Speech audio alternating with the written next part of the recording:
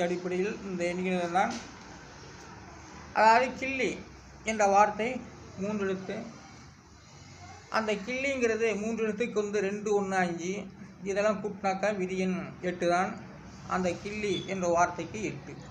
ரொம்ப சாமர்த்தியமான நம்பர், அது சாதிக்கக்கூடிய நம்பரு. வெட்டுறது அப்புறம் கையாலே பூக்களை கிள்ளி எறியிடும். பூக்களை கிள்ளவே கிள்ளி என்ற ஒரு வார்த்தை உள்ளது. இப்போ கிடையாது, இப்போ எதுனா கதை வசனத்துக்குள்ள கிள்ளி கிடையாது, அந்த காலத்துலேருந்து இருக்குது. கிள்ளு கிள்ளி. அப்போ மலர்களை வந்து கிள்ளும்போது கிள்ளி எடுக்கலாம். தோட்டத்து பூக்களையே கிள்ளி எடுக்கிறது ஒரு கிள்ளில்.